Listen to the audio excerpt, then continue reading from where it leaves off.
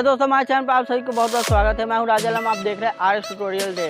तो दोस्तों, आप वीडियो तो देख ही चुके होंगे कि ये इंट्रो कैसे बना है। तो दोस्तों, इस इंट्रो को आपको भी बनाना है तो प्लीज़ हमारे वीडियो के एंड तक देखिएगा दोस्तों। तो चलिए वीडियो को शुरू करते हैं। तो वीडियो शुरू करने से पहले हमारे चैनल को अभी तक सब्सक्राइब नहीं किए तो प्लीज़ सब्सक्राइब कर लीजिए और बेल आइकन को प्रेस जरूर कर दीजिएगा ताकि लेटेस्ट से लेटेस्ट हमारे वीडियो आप तक पहुँच जाए। तो चलिए दोस्तों, वीडियो को शुरू करते हैं। वीडियो शुरू करने से पहले दोस्तों, आप ये वाला ऐप डाउनलोड कर लीजिए, पीके फिल्म। तो इसको डाउनलोड करने के लिए आपको प्ले स्टोर को ओपन करना पड़ेगा। तो इस पर आप सर्च कर लीजिए पीके। दोस्तों, आ गया पीके फिल्म मूवी मेकर, इस पर आप क्लिक कर लीजिए। इसको आप इंस्टॉल कर लीजिए। तो चलिए वीडियो को शुरू करते हैं। प्लस वाले आइकन पे आप क्लिक कर दीजिएगा।